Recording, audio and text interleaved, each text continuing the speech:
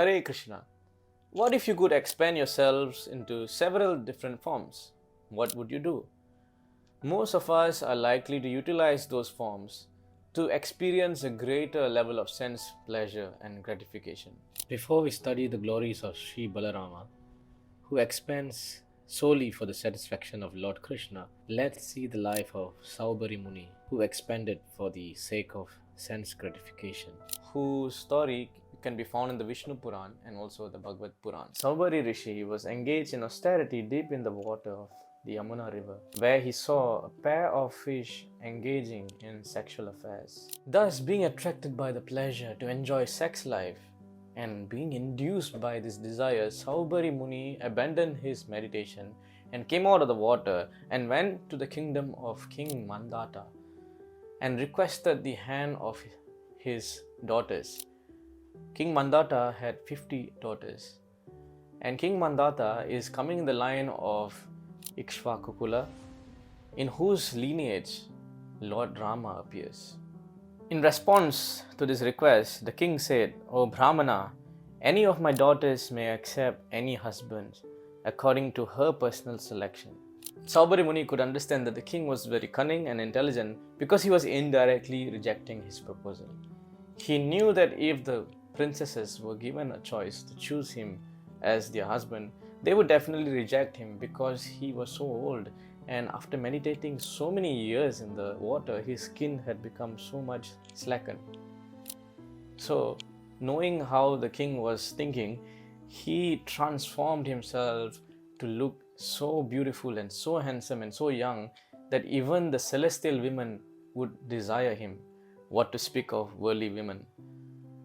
Thereafter, the messenger brought Saubhari Muni into the residential quarters of the princesses, and by seeing the stunning beauty of Saubhari, all of them rushed to get his hand in marriage. There was a big commotion as there was a big fight among them, and eventually Saubhari Rishi agreed to marry all 50 princesses.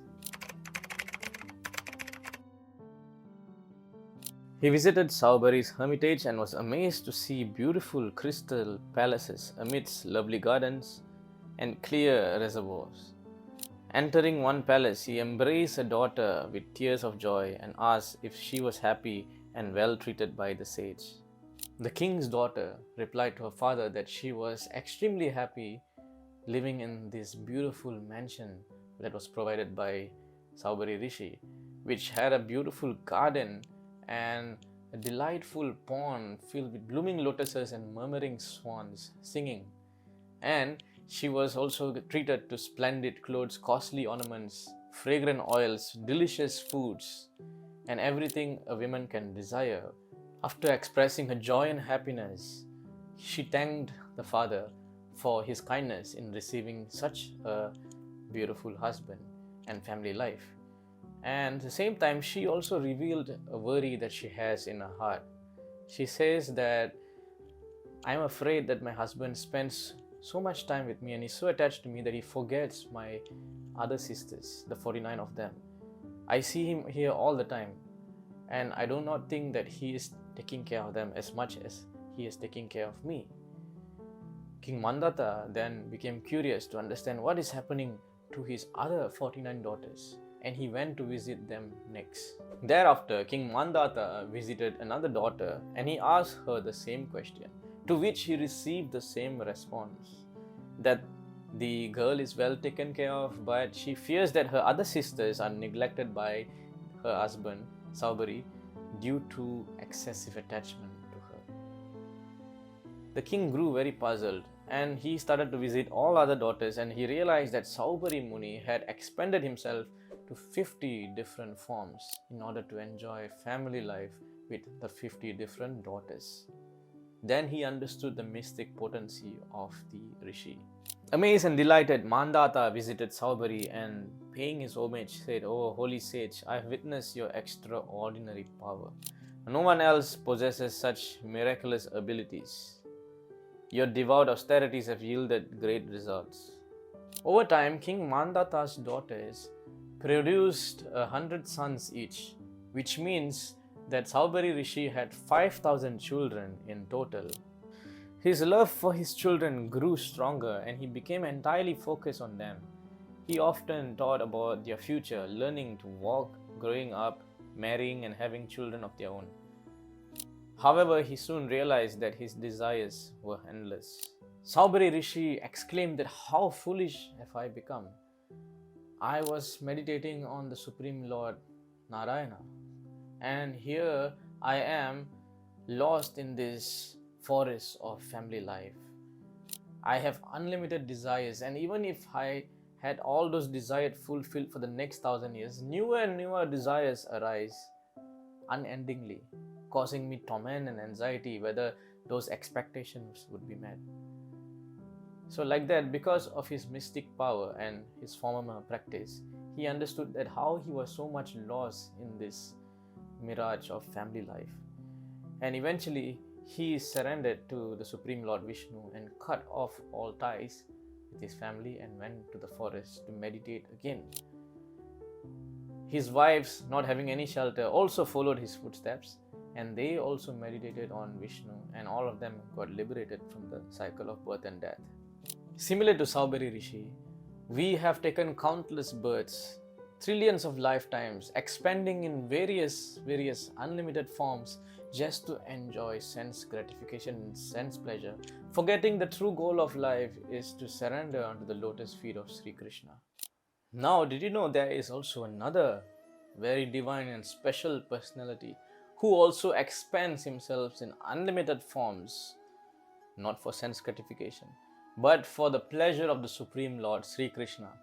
He is none other than Sri Balarama, who is also known as Sankarsana and Adi Sesha. Srila Ramanujacharya in his Vedartha Sangraha sung the following verse. Paragata atisaya adhana ichaya upadeyatva eva yasya swarupam sasesha paraseshi. One who exists solely for the purpose of being of complete service to the Supreme Lord is known as Sesha, and Seshi is the Supreme Personality of Godhead Sriman Narayana, who accepts the service, is known as Paraseshi. Adi Sesha's only purpose of his existence is to add glory to his Supreme Master, Sri Krishna, and engage in the unlimited devotional service of his lotus feet. We must understand from the Chaitanya Charitamrita how Sri Balaram expands himself into various services. There are 5 primary expansions and there are also unlimited secondary expansions. Sri Balarama Gosai Mula Sankarshan Pancharupa Dhari Kauren Krishna Resevan. Lord Balaram is the original Sankarsana. He assumes 5 other forms to serve Lord Krishna. So he said in this verse that the first expansion of Sri Krishna is Lord Balaram, and from him comes 5 primary expansions. And what are they? Balarama, the first expansion of Krishna, expands himself in 5 forms. Mahasankrishna, Karano Dakashayi Vishnu, Garbho Dakashayi Vishnu, Shiro Dakashayi Vishnu, and Adi Sesha. Mahasankrishna is a plenary expansion of Balaram and serves as a fundamental support for both the spiritual and material realms. By his internal potency, he maintains the transcendental existence of all the planets in the spiritual sky, where all the living beings are eternally liberated souls. He is also the ingredient and the efficient cause of the cosmic manifestation. He is present in every detail of it. Karano Dakashayi Vishnu is also known as Mahavishnu, a direct expansion of Sankrishna. He lies in the causal ocean and initiates the creation of the material universes by glancing at the Prakriti, material nature. From his paws, countless universes emanate. Garbho Dakashayi Vishnu enters each universe generated by Mahavishnu. He lies on the Garbha ocean within each universe and creates Brahma from his navel. This form of Vishnu is responsible for the secondary creation within each universe. Shiro Dakashayi Vishnu resides in the Shira ocean, the ocean of milk, on the planet of Svetadvipa, within each universe. He is the Paramatma in the hearts of all living entities and the maintainer of the universe. He responds to the prayers of the Devatas and incarnates in various forms. And finally, Sesha, also known as Ananta Sesha, the divine serpent on whom Lord Vishnu rests in the Shira ocean. He has thousands of hoods and represents the Lord's energy of infinity and eternity. Sesha supports the planets of the universe on his hoods and is constantly singing the glories of the Lord. In these 5 forms, Lord Balaram expends himself for the service of Sri Krishna.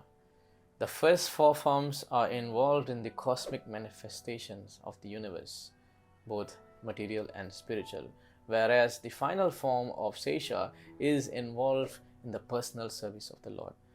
As Ananta Sesha, he expends himself unlimitedly to serve the Lord, and this is what we are going to focus on. Lord Balarama serves Krishna in 10 different ways: as his friend, brother, fan, bed, carrier, residence, umbrella, garments, ornaments, and sitting place. Srila Yamunacharya, in his beautiful composition from the Stotra Ratna, has sung the following verse: Nivasa sayyasana padukam shuko padhana varshatapavaranadivi sharira bedestava seshatam gatihi yatochitam sesha itiryate jane. O Lord, when will I satisfy both you and Lakshmi Devi, who are seated on the bed of Ananta? Although he is your personal transcendental expansion, he has accepted the service of becoming your residence, bed, seating place, slippers, garments, pillow, umbrella. Therefore, he is appropriately known as Sesha by everyone. Sesha is called Ananta or unlimited because he assists the personality of Godhead in his unlimited expansion by performing an unlimited variety of services. Lord Balarama expended himself solely for the service of Krishna, possessing thousands of hoods. Balarama is the embodiment of the essence of all devotional service. Sri Balarama is the servitor Godhead who serves Lord Krishna in all aspects of knowledge and existence. The Supreme Lord Krishna expresses himself in 2 aspects. One is Sevaya Bhagavan, the Lord who accepts the service, and the other one is Sevaka Bhagavan, the servant Lord. So Krishna accepts the service of being worshipped, that is called Sevaya Bhagavan. And when he expresses the service attitude, when he wants to serve, he becomes the Sevaka Bhagavan, the servant Lord, and that is Balaram, who is an expansion of Krishna, meant completely for the service of Krishna. The spiritual master is an expansion of Sri Balaram, the Sevaka Bhagavan, and by pleasing the spiritual master, one automatically pleases Lord Balaram, and by getting the strength of Balaram, one can engage in the service of Sri Krishna. In Kali Yuga, Krishna and Balaram have appeared as Sri Chaitanya Mahaprabhu and Nityananda Prabhu, and both of them are so merciful that one may very easily take shelter of their lotus feet and attain the shelter of Radha and Krishna. Lord Nityananda Prabhu, who is the same servitor Godhead Sri Balarama, engages in the eternal service of his most beloved Sri Chaitanya Mahaprabhu. So in conclusion, if we want to end our miseries which are caused by the expansion of various sense gratification and sinful activities, expansion of lust, anger, greed, if we want to stop this expansion which leads to miseries, we have to expand our chanting of the Hare Krishna mantra. We have to expand our service, our devotional service, our bhakti, our reading, our sadhana. We should do everything possible and expand the service we can render to the mission of Srila Prabhupada. And by serving Srila Prabhupada, we can very easily get the mercy of Lord Balaram. And by expanding in the service of Krishna consciousness, we can go back home, back to Godhead. Hare Krishna.